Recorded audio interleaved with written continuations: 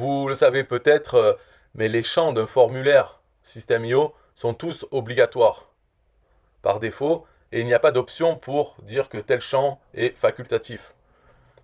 Donc, on peut le faire avec un script JavaScript et c'est intéressant de regarder comment il est fait parce que ça peut vous servir si vous bien passez un peu de temps à comprendre qu'est-ce qui fait le script, pas juste le copier et l'utiliser.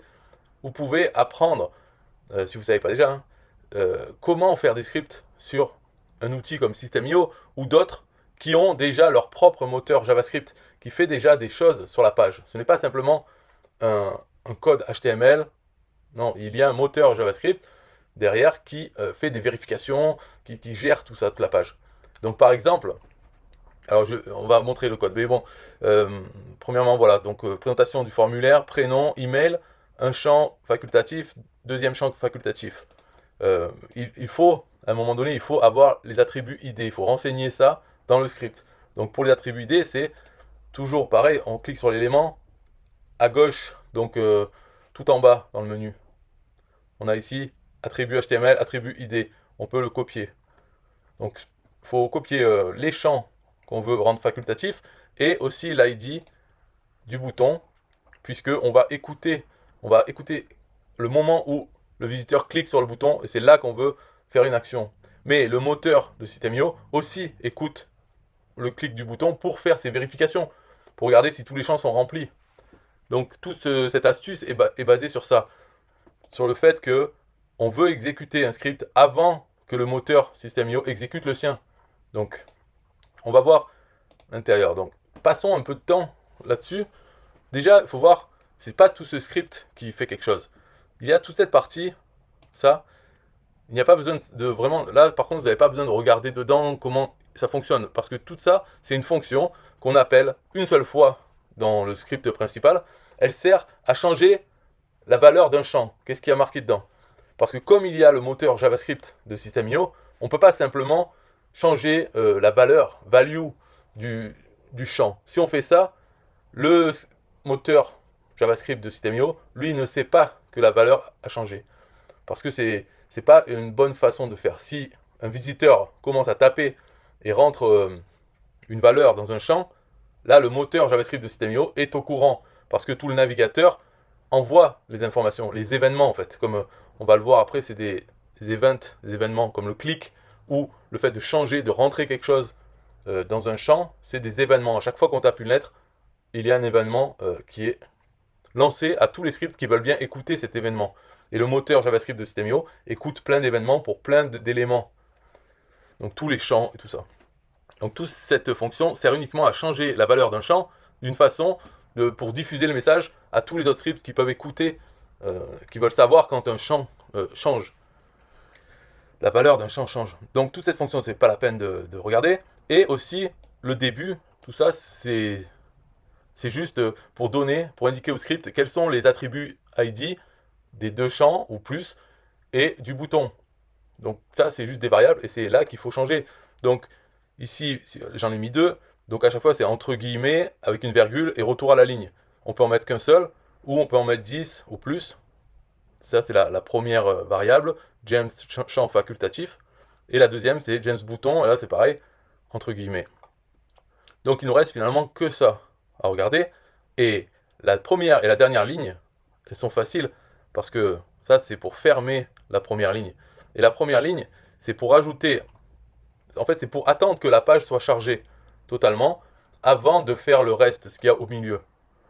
Donc ça, c'est, on ajoute un event listener, donc un écouteur d'événements pour l'événement chargé de la page, de la fenêtre, quoi. Window.add event listener load. Et après, on dit quand cet événement se passe, que notre script est alerté, alors on va exécuter ce qu'il y a dedans. Donc finalement, il ne reste plus que ça. Et la première ligne de ça, c'est juste, en fait, c'est prendre le bouton.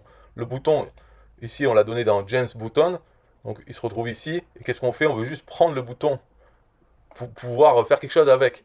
Donc la première ligne, c'est ça. C'est dans la variable bouton, on met l'élément HTML bouton. Et on s'en sert ici. Donc qu'est-ce qu'on fait? Sur ce bouton, on veut ajouter un écouteur d'événements. Donc c'est pareil encore, mais... Et donc ça va de là à ici. Donc pareil, la première et la dernière ligne, c'est pour la même chose, pour écouter un clic. Et il faut noter quelque chose quand même qui est important, très important en fait dans cette histoire, c'est que à la fin, ici, il y a true. Okay, ça, c'est fait pour dire que cet événement clic, il y a plusieurs phases dans les événements. Il y a 3 phases en fait. La première, c'est la phase de capture. Et après, il y en a d'autres. Et pourquoi c'est important le true? True, ça veut dire que je veux que ce script s'exécute à la phase de capture, la première phase. Pourquoi? Parce que, comme j'ai dit tout à l'heure, le moteur de System.io écoute aussi l'événement clic sur le bouton, mais lui, donc j'ai regardé, il n'est pas dans la phase de capture, il est dans une phase après. Ça veut dire que la phase de capture, si on le place là-dedans, on est sûr que ça va être exécuté avant que le moteur de System.io fasse quelque chose au moment du clic sur le bouton. Donc c'est pour ça que c'est important ici de mettre true, parce que par défaut c'est false, et donc le fait de mettre true, ça veut dire qu'on va être les premiers à réagir à l'événement clic sur le bouton. Donc il nous reste finalement que ça, c'est ça que l'action. Qu'est-ce qui se passe quand il y a un clic sur le bouton? Eh bien, on fait une boucle. Ça, c'est pour faire une boucle sur tous les éléments qu'on a dans cette variable, champ facultatif. Donc on dit que pour chaque élément qu'on a mis, s'il y en a 1 ou 10, on va faire quelque chose. Donc ça encore, c'est la dernière ligne. Et la première, c'est pour faire une boucle sur tous ces éléments. Donc au final, il ne nous reste que ça. Et qu'est-ce que ça fait? Ça dit si la valeur du champ, donc en ce moment dans la boucle, si on le fait 10 fois, bon, bah, c'est pour le premier, si la valeur de ce champ est égale à rien, rien c'est des apostrophes, 2 apostrophes collées, s'il est égal à rien, alors on change sa valeur pour mettre un espace. Donc justement pour changer la valeur, ici on appelle la fonction GemsChangeValue qui est celle-là. Tout ça c'est fait pour changer la valeur et pour mettre un espace. Et c'est tout. Donc si c'est égal à rien, on met un espace. Si c'est égal à quelque chose, s'il y a déjà quelque chose d'écrit, on ne touche pas, on ne fait rien. Donc juste en faisant ça, et parce qu'on le fait avant que le moteur de System.io puisse savoir que le bouton a été cliqué, donc puisqu'on le fait avant, quand le moteur va regarder si tous les champs ont quelque chose dedans, il va voir qu'ils ont tous quelque chose. Parce qu'un espace, ça compte comme quelque chose. Mais parce que normalement, s'il regarde et qu'il voit qu'il y a un champ vide, il va refuser le formulaire et il va afficher un message d'erreur pour dire que ce champ est obligatoire, comme tous les autres d'ailleurs. Mais par contre, un espace, c'est valable, c'est un contenu. Et il y a quelque chose de pas mal, c'est que le moteur de System.io fait un nettoyage. Parce que les visiteurs, des fois, quand ils rentrent leur prénom, ils commencent avec un espace et après ils commencent à taper les lettres. Ou bien quand ils ont fini, hop, avant de passer au suivant, ils retapent un espace comme ça, machinalement. Donc System.io nettoie toutes les valeurs dans les champs en enlevant tous les espaces en trop, avant et après. Donc dans notre cas, ce qui est l'avantage, c'est que comme on n'a mis qu'un espace, le formulaire est accepté, mais le champ est nettoyé, donc il enlève finalement l'espace. Ça fait que dans la fiche contact, dans le champ, on verra rien. On verra pas un espace dedans. La valeur, ce sera vraiment rien, mais ça a été accepté quand même par System.io parce qu'au moment où il a vérifié, il a vu qu'il y avait un espace et ça compte comme un caractère. Donc c'est pour ça que ça marche bien et tout ça. Alors, peut-être que System.io un jour rendra les champs avec une option obligatoire ou optionnelle, mais là, ça fait 5 ans que ça existe, System.io, ça aurait dû être là, cette option, depuis le premier jour. Bon, imaginez ceux qui attendent que ça arrive, ça fait déjà 5 ans. Peut-être qu'ils vont le faire dans 5 ans, mais ou peut-être peut-être demain. Mais de toute façon, même si vous utilisez ça maintenant, ça ne fera pas de problème, même si c'est demain. Parce que si d'un coup, eh bien, on a l'option de les rendre facultatifs, déjà, nos pages qui utilisent ce script, eh bien, on n'aura pas mis l'option facultative, donc ça marche. Et puis même si on met l'option facultative et qu'on n'enlève pas ce script, ça ne change rien. Parce que qu'il soit facultatif ou obligatoire, tout ce qu'on fait, c'est qu'on met un espace s'il n'y a rien dans le champ. Donc dans tous les cas, ça marchera, ça ne posera pas de problème dans le futur si par hasard, le mois prochain, finalement, ils se décident à faire le truc, l'option facultative, le truc qui aurait dû être là depuis le début. Voilà, c'est tout pour ce tutoriel sur ça. Je pense que c'est intéressant, pas pour vraiment champ facultatif, c'est pas ça, mais pour la structure du code. Voir comment on fait les choses, pourquoi on attend que la page soit chargée, et comment savoir comment faire quelque chose au moment où quelque chose est cliqué. Parce que là, on l'a fait sur le bouton pour faire ça, mais on pourrait faire la même chose pour une image. Quand une image est cliquée, faire ceci et cela en JavaScript. Donc c'est la façon bien qui fonctionne en harmonie avec le moteur JavaScript de System.io. Voilà. Parce qu'il y a des idées à faire même pour un formulaire. Par exemple, on pourrait dire faire un formulaire et avant qu'il soit envoyé, on regarde ce que la personne a mis dans un champ.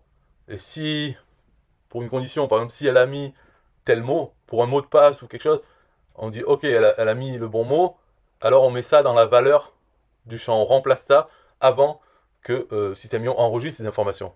Ça pourrait être un mot de passe. S'il met le bon mot de passe, il appuie sur le bouton, hop, on change avec quelque chose, je sais pas quoi, une idée, et c'est enregistré et il passe à la suite. Pour lui, pour le visiteur, il a rentré le mot de passe, voilà. Et si c'est bon, si c'est pas bon, je veux dire le mot de passe, on peut faire autre chose. On peut même annuler le fait qu'elle clique, ça ne fera rien. Le moteur de System.io ne sera pas alerté comme quoi il a cliqué parce qu'on peut couper le signal et dire que bon, hop, alors pour faire ça, bien sûr, il faut regarder JavaScript ou demander comment faire ceci, cela. Mais au moins la structure, elle est bonne et savoir qu'il ne faut pas changer directement les champs parce que si on change directement en juste un value, le moteur, lui, ne le sait pas, donc ça va pas marcher comme on veut, quoi. Il faut en passer par là pour envoyer le signal comme quoi la valeur a changé.